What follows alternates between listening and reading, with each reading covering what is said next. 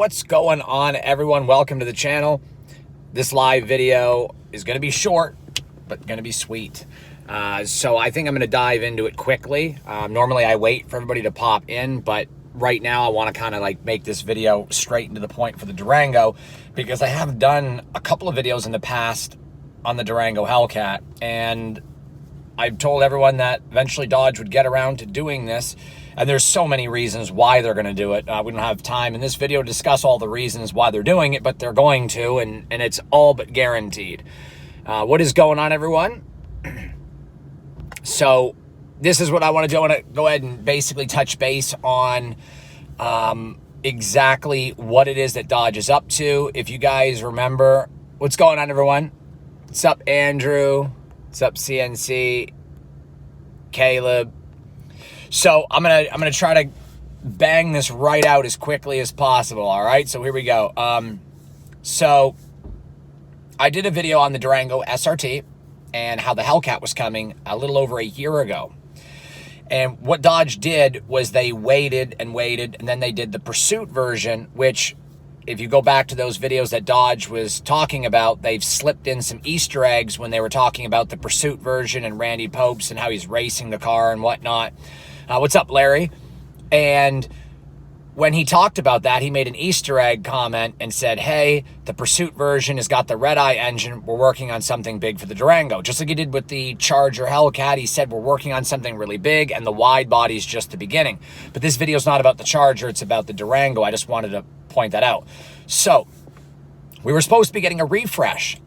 All those people that hated on my videos last year that said there is not going to be a 2021 for the current generation, it's going to be a complete model refresh to the Alfa Romeo chassis. Wrong. Here we are, 2021, and there is no refresh and no new platform. Well, there's a refresh, not a new platform.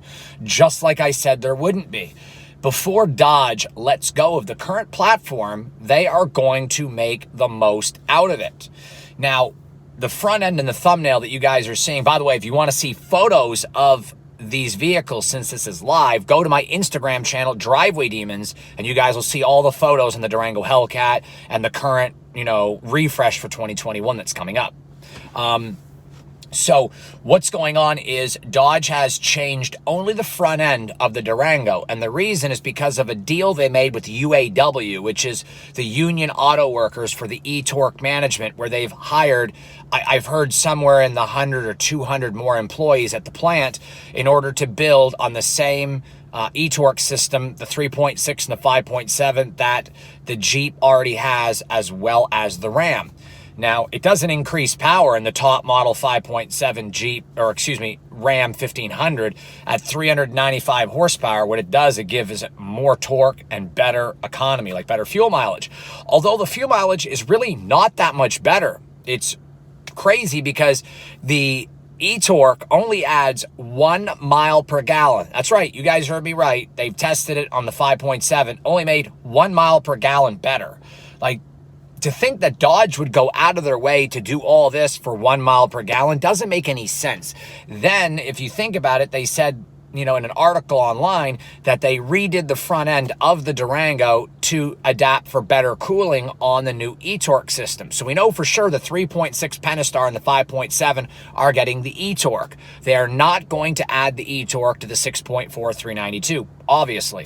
But if you notice in the picture on my Instagram, you will see the front end is covered because it's a refresh, and it's got 392 badging on the side, SRT Brembos and calipers, and it's basically an SRT. We already know they're not going to be adding the e-torque system at all to the 392.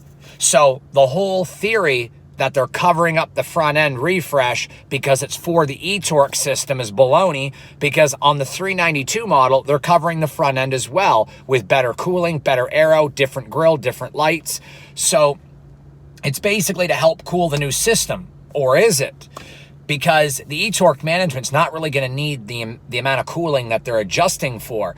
What Dodge has done here is they do what they've done best, which is kill 2 birds with 1 stone, and in Dodge's case, they've killed like 10 birds with one stone. And what I mean by that is producing the Grand Cherokee and the Durango on the same line, the Challenger and the Charger on the same line, the Demon comes off the same line, the Chrysler 300 comes off the same line. They're really good at producing these vehicles and only using 2 lanes. It's crazy to think about that, but it's the honest truth. And they're really good at implementing all these different trim levels with just 2 lanes coming down the assembly plant. Well, they're doing the same thing again.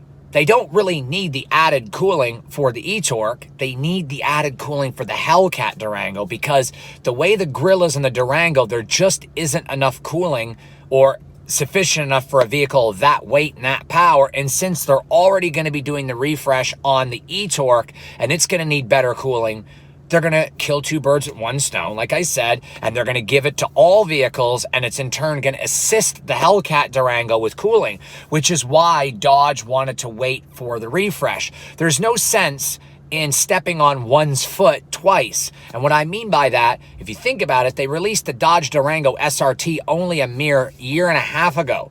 They're not going to release the Hellcat Durango within 1 year of the SRT Durango, and they're not going to do it within 2 years. They needed a 2-year window, I would think 2 to 3 year window, which is the refresh.